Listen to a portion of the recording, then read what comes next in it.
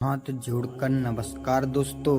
आज की इस कथा में हम धर्म सत्य पर चर्चा करेंगे। इसी के साथ झूठ कब कहाँ पर बोलना चाहिए उस पर भी चर्चा करेंगे।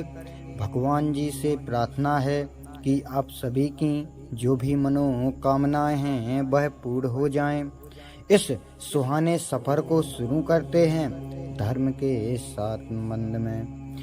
के संबंध में कहा जाता है कि धर्मः सहाना यत्ना सत्यमति। धर्म कुटिलता पर आधारित नहीं है, सच्चाई पर आधारित है। धर्म सत्य पर आधारित है। सत्य या धर्म में से आप किसे चुनेंगे और क्यों?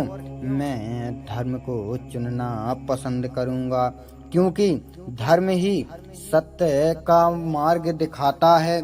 सत्य सनातन धर्म कितना गौरवशाली है। क्या सनातनी होना सौभाग्य की बात है।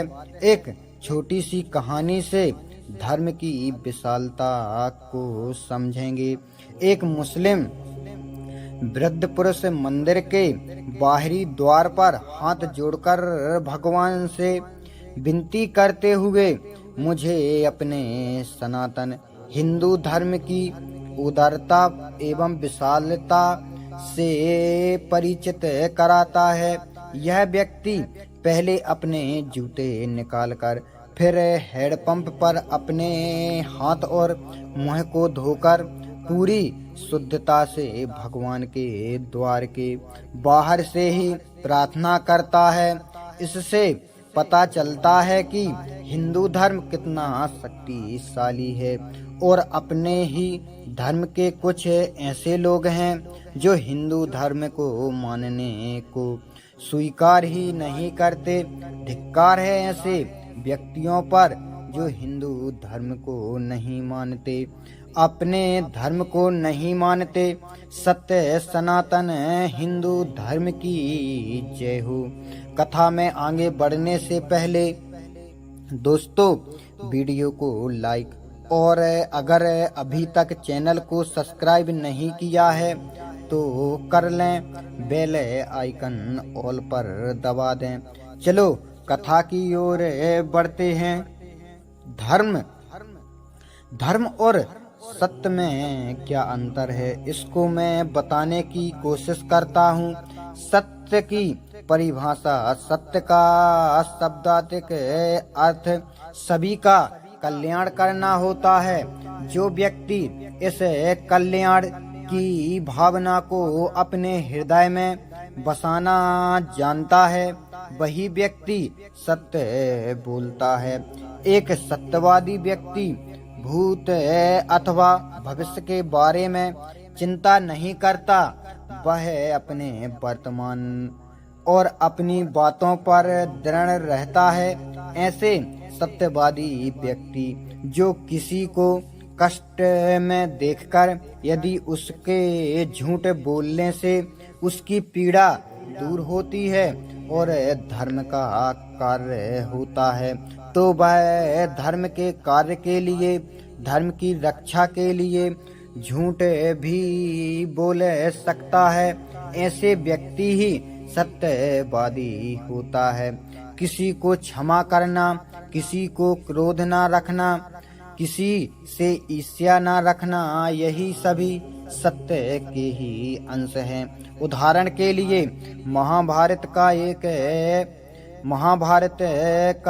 युधिष्ठिर कभी झूठ नहीं बोलता था, लेकिन जिंदगी में कभी झूठ नहीं बोलता था। लेकिन युधिष्ठिर के एक झूठ बोलने से ही द्रोणाचार्य की मृत्यु हुई थी, परंतु यह धर्म के पक्ष में था, क्योंकि इससे धर्म की रक्षा हो रही थी। और स्वयं भगवान श्री कृष्ण ने युधिष्ठिर को झूठ बोलने के लिए बोला था। तो इस प्रकार धर्म की रक्षा के लिए झूठ का सहारा लेना भी अच्छा होता है। यदि एक झूठ बोलने से किसी की पीड़ा दूर होती है, किसी की रक्षा होती है, तो वह तो वहाँ पर झूठ बोलना भी सही है। जिस व्यक्ति का चरित्र अच्छा होता है, ऐसे ही व्यक्ति ब्राह्मण होता है, चाहे फिर वह शूद्र हो या फिर किसी भी जाति का हो। जाति किसी व्यक्ति की पहचान नहीं होती, व्यक्ति की पहचान उसका चरित्र होता है। इसलिए हमें किसी भी व्यक्ति में भेदभाव नहीं करना चाहिए। सभी सामान्य हैं, किसी में कोई अंतर नहीं।